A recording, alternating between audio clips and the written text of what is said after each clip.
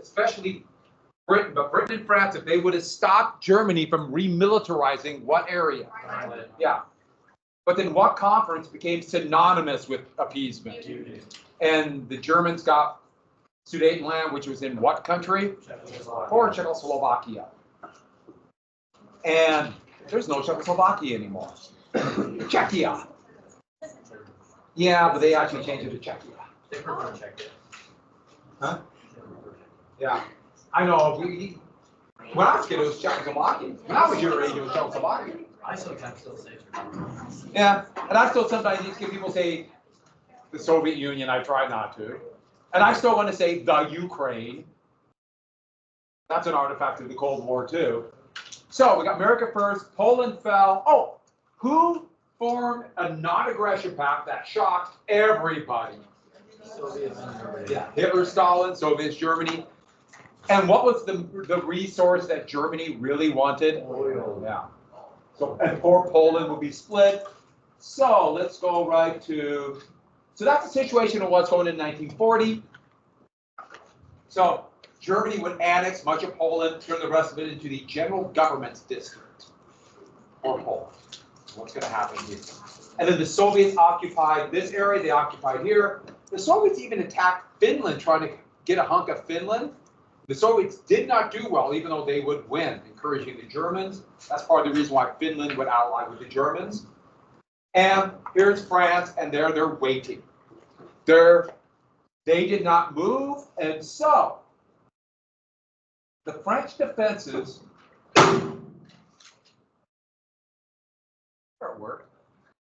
The French were based on a defensive war, so both sides, beginning the fall of 39 into 1940, they didn't fight for 6 months. So it's going to be dubbed the phony war. So here's a French poilu, a French reservist soldier with this machine gun out here. They did advance about 1 mile into Germany, so they did, that's one propaganda picture of a French soldier. And then they retreated. And those are the few British forces right there. And we skipped one. And of course, it would quickly be dubbed in American newspapers and then become very popular as Sitzkrieg. Get it? What is the term for lightning war? Yeah, but now it's Sitzkrieg. So, the French believed, because they had 60% of the population, in a defensive war based on a series of fortifications along their frontier with Germany, called the Maginot Line. Maginot was the foreign minister or defense minister. He was a veteran of Verdun. And they built these forts all along every high point. Some have more heavily defended than others, meaning any roads that would go in, or any line of advance to go from Germany to France, would come under the gun of these huge forts that had turrets, underground barracks, little electric trains that would move men everywhere. They had hospitals underground. It was an amazing fortification system. And the whole goal France had is they can defend here. There's no way Germany can attack here, because they would get bogged down. So that forces Germany to attack someplace else, once again through Belgium. But the thought is then we'll stop them in Belgium, so there won't be the fighting in France. And the forts are absolutely amazing. They were incredible fortifications, and you can see the French confidence. There they are riding little electric trains underneath it. These are marching through the underground tunnels, see the railroad tracks. They had turrets. Sometimes they would pop up and down out of the ground, and they're incredible. I've been to one. Took this tour through it, and we rode a little train. It was kind of funny. It was about 90 degrees when we went into it, and it was about 50 inside of it. And I was in shorts and freezing, so I was very jealous of these people who brought jackets because they knew better. But this is the outside of the fort. You can see why the French really were confident. We'll let them beat their heads against our lines. And the Germans frantically trying to build up their military. The army was not really all that excited about this attack. They thought they would still be 3 or 4 years away. They thought they weren't ready at all. They didn't have enough transports. 90% of their supplies would still have to be brought up by horseback, which it would be like that and get worse throughout the entire war. So the unenthusiastic German general staff came up with this plan. If the Maginot Line is here, let's attack through France and then sweep around Paris. Does that sound familiar to anybody? That's the exact plan of the Schlieffen plan. They really were unenthusiastic. Hitler did not like that plan. The French plan, advance into Belgium and stop them on these river lines. Advance into here. I should add, there's a big forested area here called the Ardennes, and no one thought they could advance through it, so the French would just lightly defend this, and so did Belgium.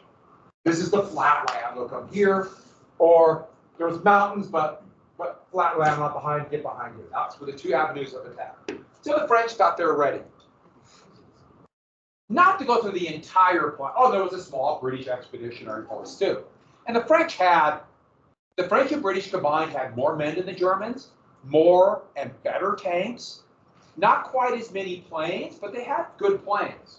I should add the British kind of kept their best planes back in Britain, you never know, much to the French anger. So the French had more artillery. The French appeared to have more advantages. But that January, a German, it was just basically a small little Lysen plane, a small little plane was carrying a German Air Force officer along the Rhine River, and they were going to land somewhere up here. They got lost and drifted and landed into Belgium in a storm. And a German Air Force major had the German plans handcuffed in place. They got out of the plane, and it was like, oh, we made it. Boy, that was a bad storm. We're in Belgium. And the Belgian police came out to arrest them. The police came. They hid behind a few vehicles. And that major trying to pull the plans out, and he had like matches, and he's trying to light them on fire. But he wasn't able to do it, and they captured the German plans. And now the German plan is known to sweep through here, and the French now are like, we got it. We are so ready. And then the Germans cheated. They changed their plans. Actually, Hitler wanted this change, and most of his generals didn't like this plan by a brilliant and horrible general named General Monstein. Horrible man, brilliant person. But where to attack? The force that's not protected.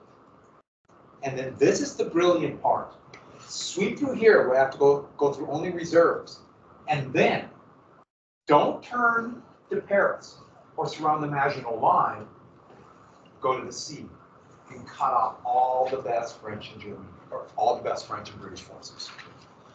In France, they have paved roads, very modern highway system, much better than other places. So they can advance really quick along the good French roads. And German tanks, most of them still had gasoline engines, which is really bad for war. I think you understand why, that whole fire factor. But they could just stop at French gas stations and fuel up and not pay. And so that is their plan. So instead of here, sweep here. It's a risky plan, but Hitler staked everything because there was actually a talk of the German general staff to overthrow Hitler. Right there. Who knows? They wanted war with Russia, but not with France. That would have changed our history. But Hitler staked everything. If this wouldn't have worked, different course of history. So, April 1940, Sitzkrieg was broken when when Germany invaded Norway. It was basically to protect their iron trade with Sweden. Sweden was neutral. I know it seems kind of weird, but that's what they did it for. But to get there, they had to go through Norway. Through Denmark. And poor Denmark didn't really have an army. They surrendered in a day. Norway didn't have much of an army either, but with the mountainous area and the long coastline, and the British and French did try to stop them, even though they failed, Norway would fall and be held for the rest of the war. Nazism was quite popular in Norway. That whole thing has your superior too. And there would be a number of very famous Nazis in Norway that betrayed their country, most famously Vidkun Quisling. So, just after Norway was about to fall, as the spring rains ended, the Battle of France began. And this is kind of part one of World War II. May 10, 1941. Or 1940, I'm sorry. And you'll notice it only lasts a month and a half. This is shocking. The French, by all rights, should not have lost. But they were so poorly led and so badly, or so poor communications, and their intelligence was so far behind, they would be beaten here, German soldiers marching through the Champs-Élysées, right in front of the Arc de Triomphe, which is not only a monument for Napoleon's greatness, but the French would make the Tomb of the Unknown Soldier to memorialize their victory in World War I. Yes, the U.S. would copy it at Arlington, right there. Hard to find a more humiliating moment for a country than what's going to happen to France. Oh, what's going to happen to Germany will be more, but it's going to take 5 years. So, what the Germans did is they massed all their tanks right here. And their plan was to get through the forts as quickly as possible, then burst out. But they still attacked here, through the Netherlands and Belgium, to convince the British and French to go up there, and it worked better than they could have planned, better than they could have imagined. And at Sedan, which is right here, the German forces broke out and raced to the sea.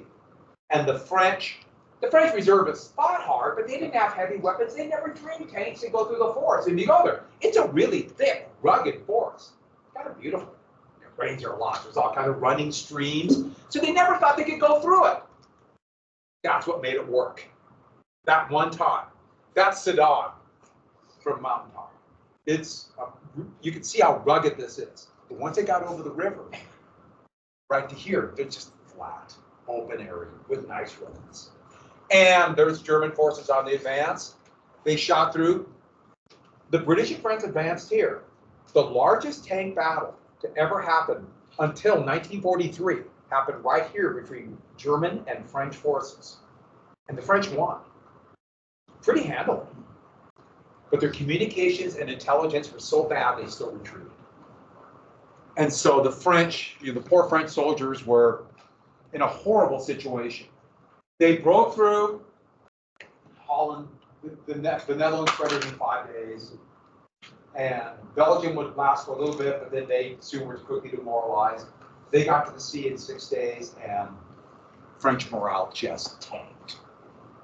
Well, in a weird quirk of fate, on the same day that Germany attacked France, even though it had nothing to do with it, we're jumping right to here, Chamberlain resigned.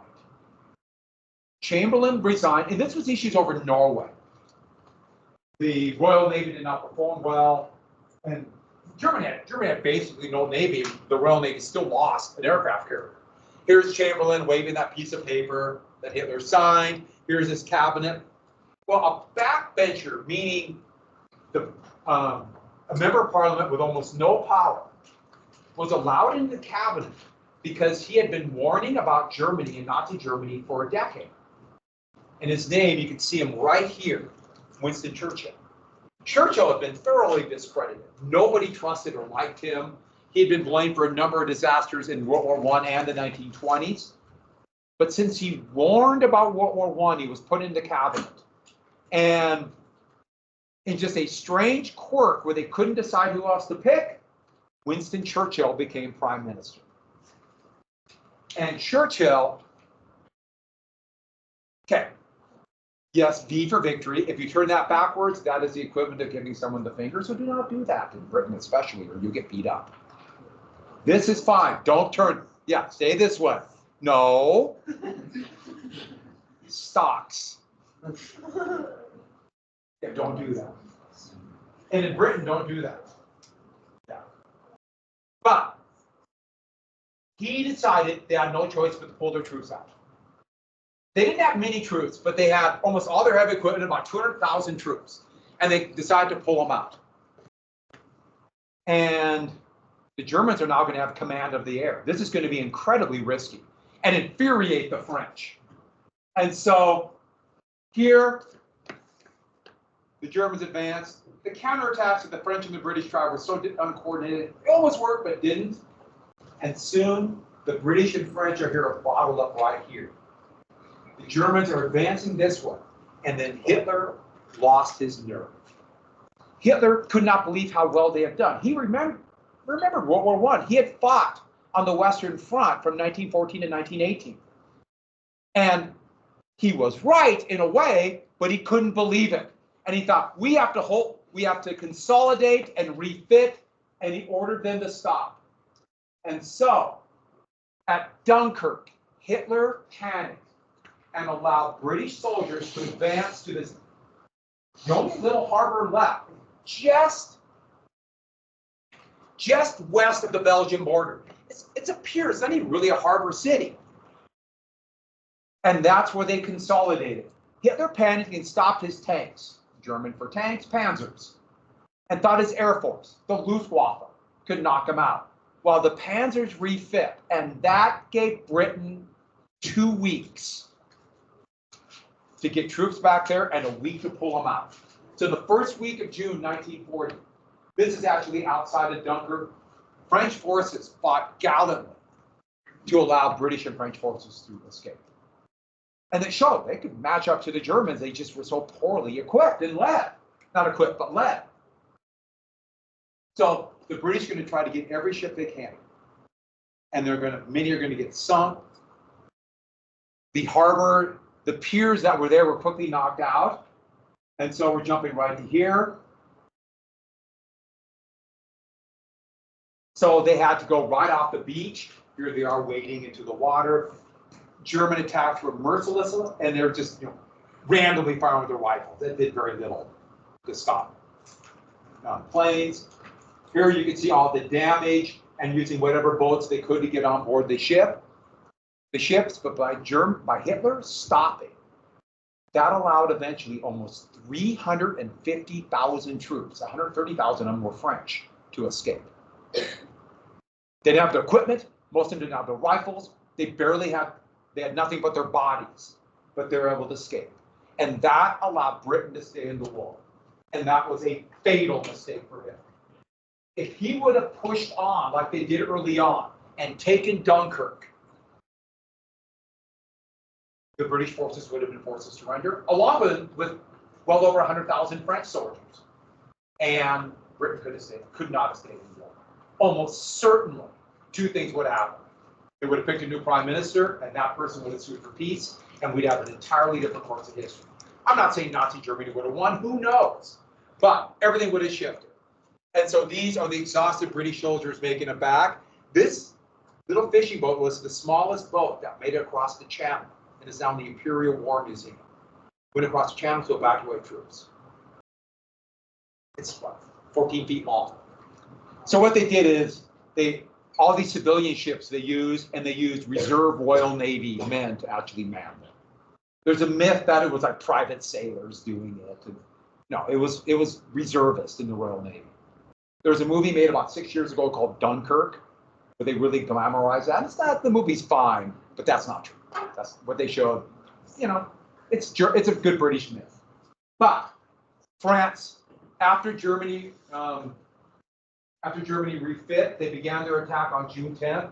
The French fought valiantly for about 3 days, but the morale was so crushed that when the Germans broke through along this line right here, there was nothing to stop them. Here's a destroyed French tank. Germans on the advance. These are French colonial soldiers who are surrendering. This is one of the most famous pictures, advancing German grenadier, and you can just see the pain in that French soldier's face right there. France would surrender. A ceasefire on the 22nd, formally surrender on the 25th. In the same rail car, remember that Germany had to surrender, signed the armistice back on November 11th, 1918. Here's Hitler stomping his foot in glee. He made him sign, walked out. The humiliation from Versailles has now been washed from Germany, they could claim. And there is marching through the Arc of Triumph. This is another one of the more famous pictures of a Parisian who can't control his emotions after seeing Germans march through this.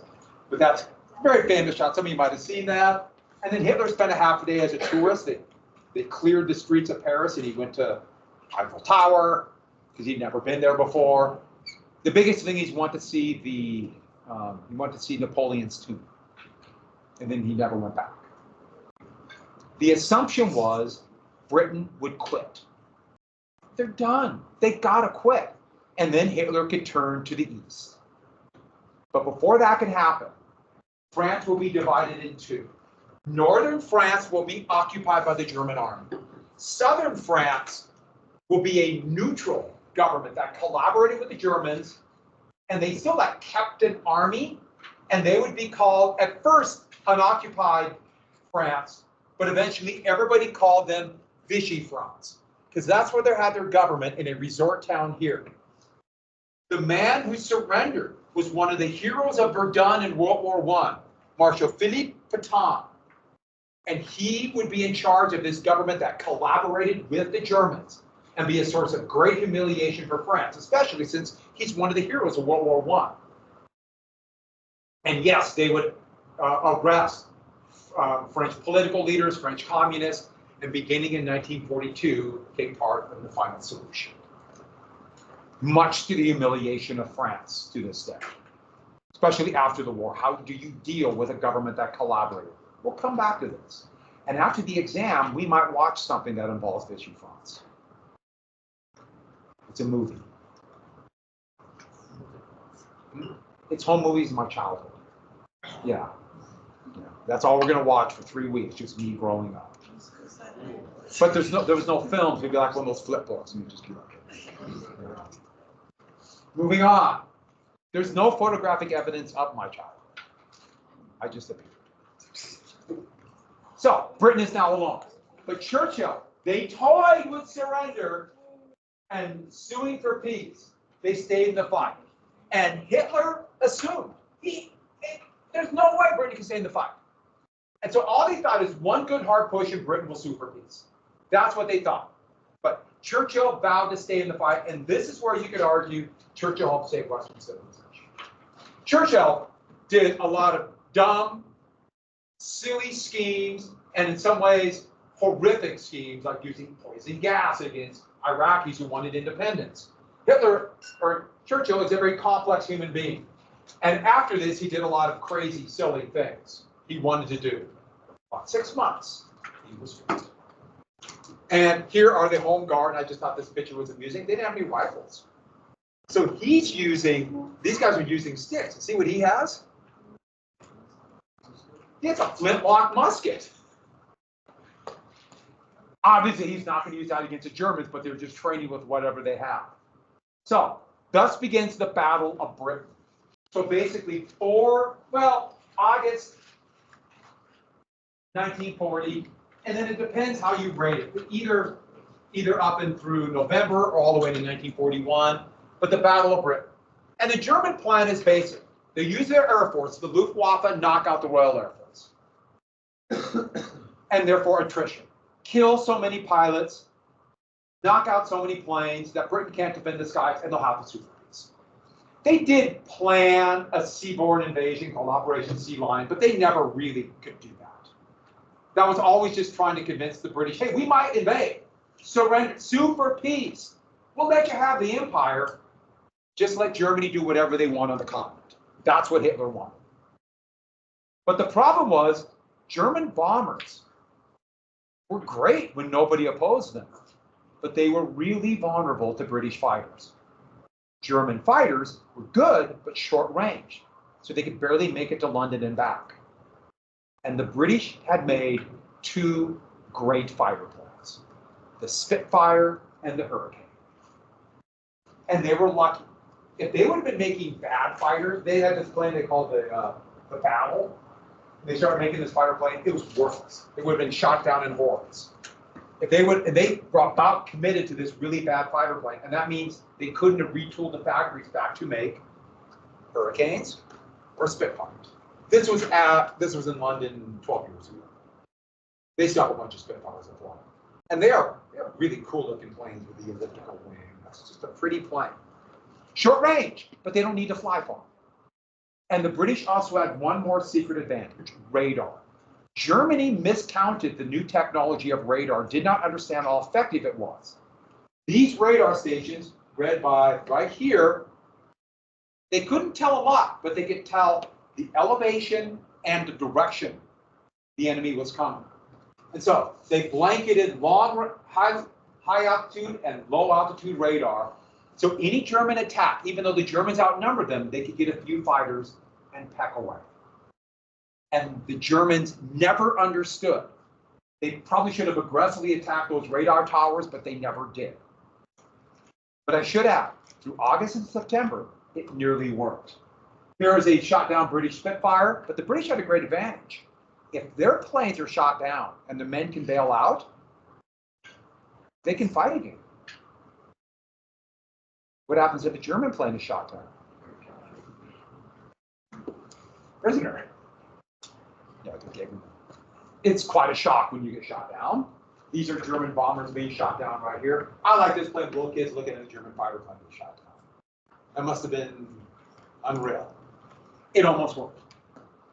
By September, British losses, even though German losses were significantly higher, the British had very few to lose. Should add, a lot of Polish fighter pilots made it to Britain and fought bravely in the Royal Air Force. A few Americans joined up too. But America was out of the war. But then, a couple things. First off, the British had broken the German code. There was an encoding machine the Germans had developed called the Enigma machine. And there were German soldiers using it right there. Well, Polish intelligence got a hold of one, and they were able to spear it into Britain, and then British code breakers finished the breaking of it, and throughout the entire war, this gave them invaluable intelligence the Germans never realized. Remember, the same thing happened in World War I. I should add, naval intelligence also broke the Japanese naval code, and U.S. naval intelligence broke the Japanese naval code in World War II, and the Japanese didn't know. This would be crucial. And another thing, Hitler would make a fatal mistake. This is the second one. We're not going to go through each one. There's 6. We're just going to go through a few. A plane got lost out of fuel and accidentally bombed a civilian area of London. They had been avoiding targeting civilians, even though, yes, civilians were being hit. They've been avoiding because they were trying to push Britain to surrender. Well, Churchill thought this was an attack on purpose. And Britain had long-range bombers. They had to bomb at night because it was so risky, but Churchill retaliated by sending a few planes to bomb Berlin. It didn't do hardly any damage at all, but Hitler said, well, Berlin will never be hit. And with that, Hitler was humiliated and furious and decided it's taking too long to get the RAF, and he ordered the German Air Force to switch to terror bombing of London and then every German city. So the pressure went off the RAF. Now civilians of Britain are going to go through hell, but the pressure was taken up. That's a German Henkel HE-111 going over the Thames. Pretty good picture. They started bombing in daylight, and the casualties were outrageous. Eventually, 43,000 British civilians, 139,000 would be 43,000 killed, 139,000 wounded, and the British will dub it the Blitz, Blitzkrieg, the Blitz. That's American football would about this for a certain defensive play, but same thing. But there's some areas that, depending where they would attack, where you totally bombed out. They started using incendiary bombs. They didn't, which are horrific. Did I tell you what white phosphorus was? Did I told you? Say it again. Yeah, let me tell you what white phosphorus was. White phosphorus was, so phosphorus, once it gets oxygen, it'll burn. And so what they would do is they would bomb, drop heavy bombs on it first, create kind of like a ruin, rubble, ready to burn, and then they would drop white phosphorus, just kind of spread it. And white phosphorus, once it has oxygen, it burns. So it will burn through anything until it runs out of fuel. And so what happens? All it needs is oxygen to burn. So what happens if you put water on white phosphorus? It burns harder. What happens if it lands on your skin? Yeah, it burns right through it because you're filled with oxygen. This is a horrible, awful weapon of terror. And they use. Of course, the United States would use much more of it.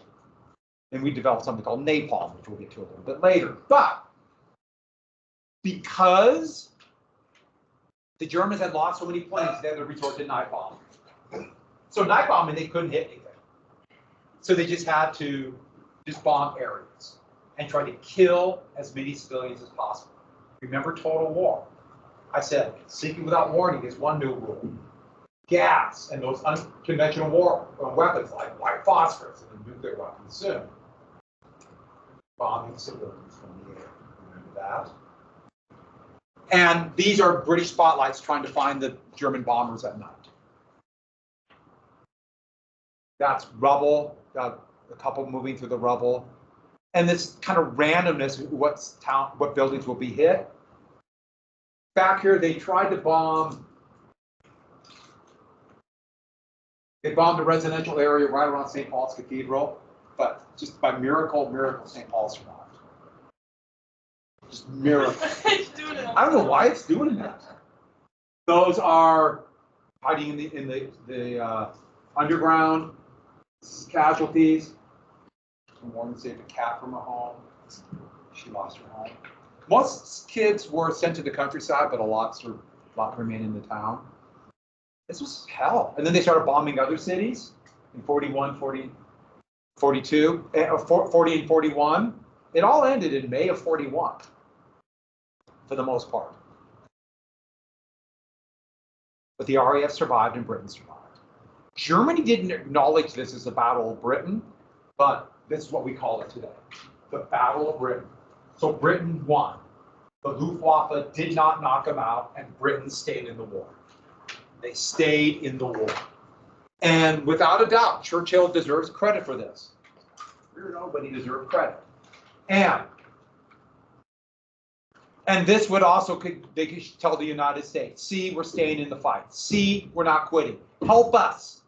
We're not quitting. Help us. And then after that, Hitler would decide, I so badly want to get Stalin. Another fatal mistake. The invasion of the Soviet Union. Remember Lebensraum, living space. But also, the entire organizing principle of fascism is anti-communism. And then, of course, he didn't want to be dependent upon Russian oil, so he's going to take it himself. The problem was, where was all of Hitler's oil to attack France? Where did it all come from? The Soviets. You think the Soviets will continue to trade oil with them after Germany invades? Of course. Yeah, that's very sporting, isn't it? For the rest of the war, Germany's going to have monumental oil shortages. For example, how do you train pilots if you don't have fuel to train them? As the war is going on, German pilots are going to get less and less experience. They'll get about 1/4 the training of American pilots. Japan will have the same issue. Oh, here's the stab in the back, the two buddies.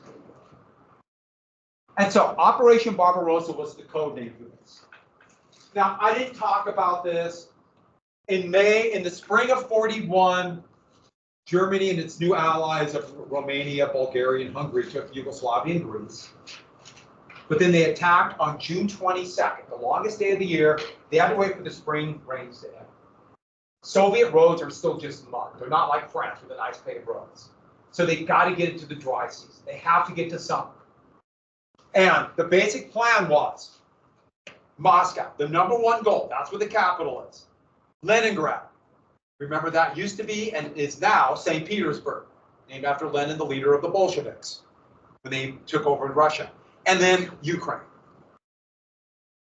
That's where they had resources, and that is where the oil is. Stalingrad's over here. This map's not very good, but I just wanted 3 arrows. Resources. They had more men. But you might notice one big problem with the Soviet Union. Not only is it big, it's huge, but it's like a funnel. So as you go on, it gets bigger and more areas to hold.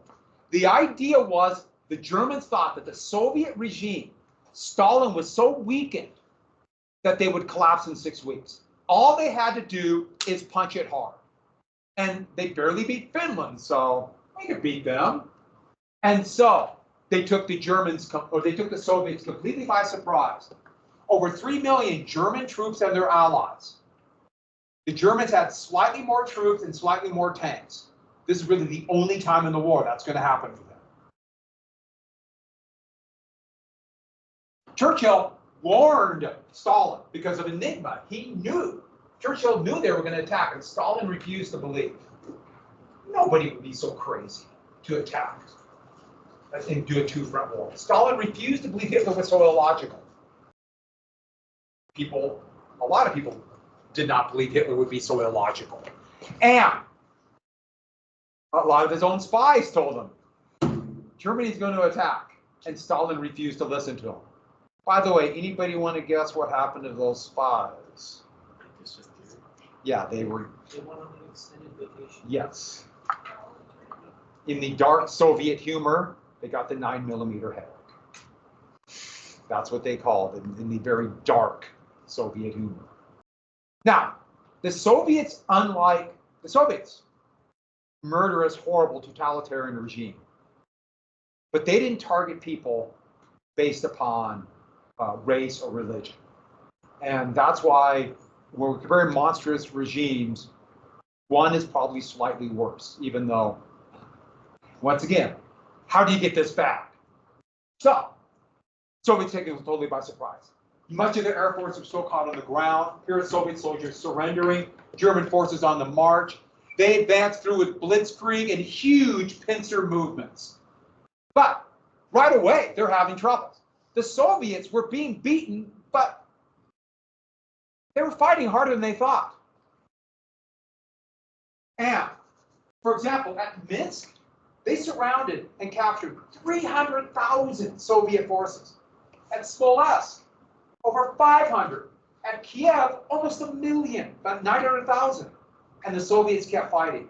And here's another one. I showed this map to you guys in special topics too, I think. Didn't I show you this one? So here's the invasion across this front. Here's the same map overlaying the central part of the United States. To give you an idea how big of an area we're talking about. And Moscow is still way over here. When they got to here, the Germans were in real trouble. Everybody outside the attack, and most of the German soldiers and German civilians are hearing about victory after victory. We're going to win this war. The German high command was panicking because as they advance, German soldiers on the advance, there's the Panzer III, past the burning Soviet tank. Oh, almost forgot something. Let's get to this. Following behind were special detachments of SS called Einsatzgruppen. And the Einsatzgruppen in the army helped with this. For years, the army said we had nothing to do with it. They did. And their goal, they started in Poland to kill the undesirables. Mostly political leaders, commissars, well-known individuals, and teachers. Get rid of them. The people that might cause problems inside their country. Obviously not all teachers, but some teachers. But as they advanced, their orders also became to not just detain and kill Jewish leaders, but start to kill all Jews. As a measure of the fact that they were not winning. This was not the original plan. Yes? Germany did that within their own country, but not in Russia. So Germany did some people with physical and mental disabilities. Yes, they did. But not these areas. These areas they just went through and scooped everybody up. So they might have been caught in doing that. No. I don't want to diminish for what they did in Germany, but yeah, it was just. So this is the Ukraine, and this is Shah. This is in Lithuania. These are Jews. And this was because they're not winning. And this is that concept of total war. This enemy within. Remember I said gas and those unconventional weapons, sinking without warning, bombing civilians from the air. What's the fourth new rule of total war? Happened in the Ottoman Empire. Genocide. Who did the Ottomans murder? Armenians, who were part of their own country. And now, Germany, expecting the Soviets to surrender, they could sue for peace, and then, for the most part, their plan was to kick many of these people eastward into whatever's left of the Soviet Union. Now it might be a long war. And now they have to govern them within their own areas. This enemy within. That's why I said total war is the most horrible thing created by humankind. Because its horrible logic will lead to things like this. So, that is why this will soon be dubbed by both sides a war of annihilation. Where civilians will be caught in this. World War II will be the first war where there will be significantly more civilians killed than soldiers. Significantly more. And civilians will be the target. Civilians will be in the crosshairs. They will be used as slave laborers or murdered or starved to death. This war is beyond comprehension how bad it's going to be. So this is off to a place called Babi Yar in Ukraine. I showed you that yesterday. Where over 40,000 will be shot. 40,000 Jews will be shot. Most Russian Jews are going to be shot. These are Germans retreating. When they're on their retreat, burning everything they left behind. Here are Germans advancing, and the Soviets burned everything so the Germans couldn't use it. And the Germans had another problem. Their supply lines were getting too long. When the Russians retreated, they destroyed everything. It's called scorched earth. And they couldn't get supplies up to the front. And their casualties were significantly higher, as you see by these hastily made graves for German soldiers. They outran their supply lines so fast. And don't forget, most of their supplies were on horseback. They couldn't use the Russian rail because it was a different gauge, and their engines were destroyed. By the time they got to Smolensk, which is right here, and they're still 300 miles from Moscow, it was taking 3 gallons of gasoline to drive 1 gallon of gasoline to the front. You can't win that way. And so the Germans are in real trouble. And they made a number of fatal mistakes, but we're going to jump right to this. So they eventually could not attack Moscow. I didn't tell about one of the fatal mistakes I told you guys. Attack South. So the Battle of Moscow is not going to take place till the fall. And the Germans are totally out of supplies. They did advance 200 miles real fast and captured another 400,000 Soviets. But soon it started to rain. And the roads turned into quicksand. Here they are putting logs on, it's called corduroying, to try to get supplies up. That's not going to work. Can't get enough logs that way. Then it froze. At first that was a boon. They could advance over frozen mud. And they actually got to the gates of Moscow. Here are German forces on the advance. But do you see what they're wearing? They don't have winter gear. Their supply lines are so bad, they have a choice. Fuel or ammunition, or winter gear and food. What did they send? And so they had to try to live with other food they could gather from starving Russians. Sometimes they put like sheets they could find or wrap them with newspaper. And they had no cold weather gear. By December, what's the temperature around Moscow? 1,000,000 below zero. No, it's 20 or 30 below zero at night. And their engines just froze. They got right to the gates of Moscow and they couldn't take it. And so, here's the actual, they got right to here. Here's Moscow. There's a big marker in a big monument in Moscow to this day. You have the furthest advance to where we stopped the Germans. And Stalin got reinforcements from Siberia. A Soviet spy in Tokyo sent back word that Japan is not going to join its Axis allies and attack Russia. Where's Japan going to attack? They're going to attack and get their own oil in the Dutch East Indies, and that will involve an attack on the United States, Pearl Harbor. And Siberian reinforcements, winter gear, ski soldiers, they even used cavalry.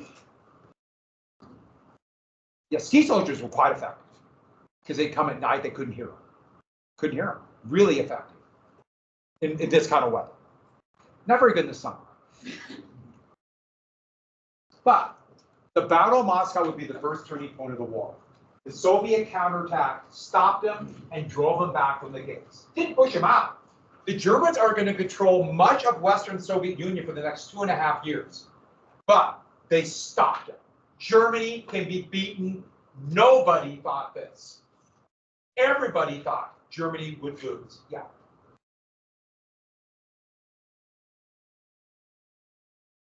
Well, one of the things I didn't really talk about it here, Stalin had started doing this well before the war, but they physically moved every factory they could to here. And so the Germans couldn't get it, and yes, at gunpoint, basically forced the workers to work there. And there was enough areas of food and supply they could bring in, but also Britain started sending supplies right away. And then the United States would send lots of supplies and would be decisive for the war. And it was worth every penny. We gave them billions of dollars. And it was worth every penny. They defeated Nazi Germany. So they're stopped right there. And that would change everything. They stayed in the war. The entire course of the war would be different.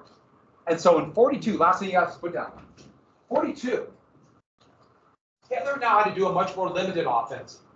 In the south, so this area right here to get the oil. And now it's going to be a long war right here. Still in the Soviet Union. Poland's been taken. Yeah, Poland's gone. So in the Soviet Union, so Moscow's up here, advanced this way. But they didn't have quite enough forces to do it, to show you how things have changed. And to defend their flank, just listen here. There's a big city right here you might have heard of. Stalingrad. So tomorrow, Stalingrad, final solution, Pearl Harbor. Huh?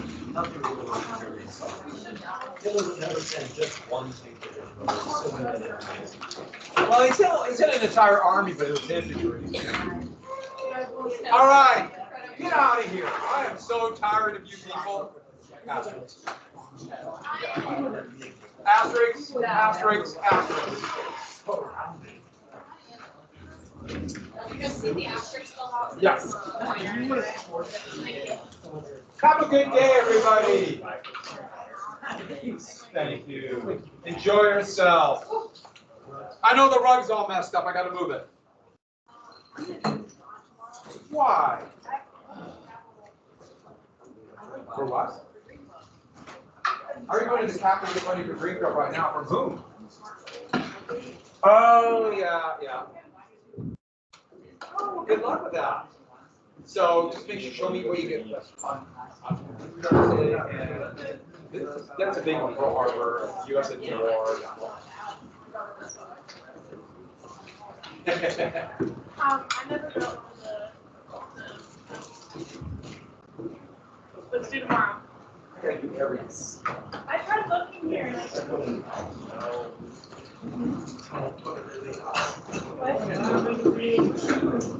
Yo, Ryan, are you gonna do that thing I do. I have one right here. You bet. There was one. What's